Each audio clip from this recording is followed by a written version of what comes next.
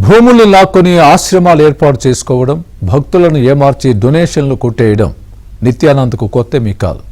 ప్రస్తుతం 40లో ఉన్న ఆయన టీనేజర్గా ఉన్నప్పటి నుంచి ఇలాంటి పనులే చేస్తున్నారు.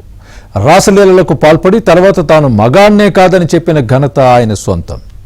ఇప్పుడు అసలు మనిషినే కాదని పరమశివుణ్ణి అని చెప్పుకుంటున్నారు.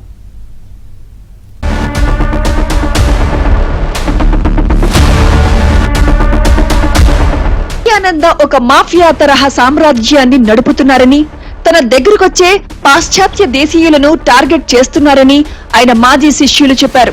అసలు నిత్యానంద కైలాసమే ఒక బోగస్ అని చెప్పుకొచ్చారు. కైలాస్ దేశాన్ని ఎంతవరకు ఒక్క దేశము గుర్తించలేదు. భారత్ లో కేసులున్నా తప్పించుకొని ఈక్వెడార్ వరకు ఎలా వెళ్లారనేది ప్రశ్న. దేశం వీడి వెళ్లిపోయాక ఆయన్ను వెనక్కి తెప్పించేందుకు కేంద్ర ప్రభుత్వం ప్రయత్నించలేదు. అసలు ఆ ఆలోచనే ఉన్నట్లు లేదు. కేసులు నమోదైన కర్ణాటక, గుజరాత్ ప్రభుత్వాలు సైతం పట్టించుకోవడం లేదు.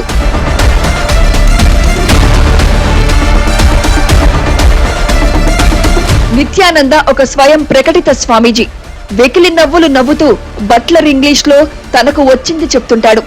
ఎవరేమనుకున్నా పట్టించుకోడు. సూర్యుణ్ణి ఆపుతా, చందమామను కిందకు దించుతానంటూ నచ్చింది మాట్లాడుతుంటాడు. భక్తులు చప్పట్లు కొడుతూ ఆహా ఓహో అంటుంటారు. కిడ్నాప్, చీటింగ్, అత్యాచారం లాంటి కేసుల్లో కొన్నాళ్లు కోర్టులు, జైళ్ల చుట్టూ తిరిగి 2019 నుంచి కనిపించకుండా పోయారు. అనారోగ్యంతో బాధపడుతున్న నిత్యానంద వైద్యం చేయించుకోవడానికి పర్మిషన్ ఇవ్వాలంటూ శ్రీలంకకు ఇటీవలే అప్లికేషన్ కూడా పెట్టుకున్నారు.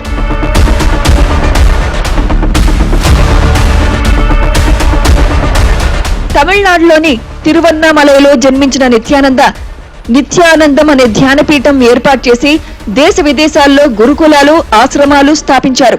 బెంగళూరు సమీపంలోని బిడదిలో 2003లో ధ్యానపీఠం పెట్టి తనకు తాను పరమశివునిగా పరిచయం చేసుకున్నారు.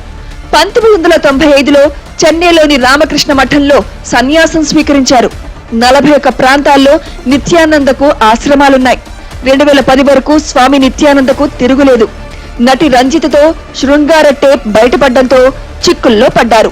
అయితే తాను అసలు పురుషుణ్ణే కాదని, ఆ వీడియో ఫేక్ అంటూ డ్రామాలాడారు. అయితే నటి రంజిత మాత్రం ఆ టేప్ నిజమేనని, ఇష్టపూర్వకంగానే చేశానని చెప్పుకొచ్చారు.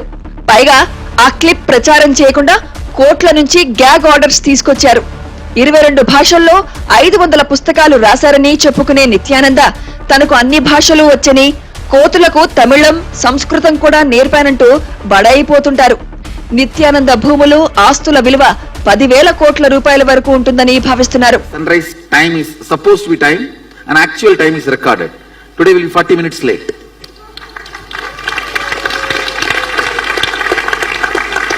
You want to see? It was actually only after I came out, finishing the Dwajarohanam, sun was even seen in the east. Not because of cloud. Cloud means he will be seen higher.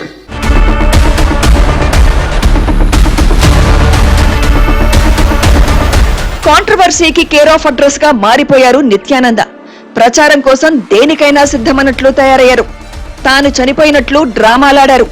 మళ్లీ బతికే ఉన్నానంటూ ప్రచారం మొదలెట్టారు. ఏదో ఒకటి చేసి news లో ఉండేలా చేసుకుంటున్నారు. ఈ విధంగానైనా భక్తుల్ని ఆకట్టుకోవచ్చని ప్లాన్ చేశారు. అంతేకాదు తాను హిందూ సంస్కృతికి ప్రతినిధినంటూ అమెరికాలోని పలువురు మేయర్లతో ఒప్పందాలు కుదుర్చుకున్నారు. ఎక్కడికెళ్ళినా తన మాయ మాటలతో బురిడి కొట్టిస్తుంటారు నిత్యానంద.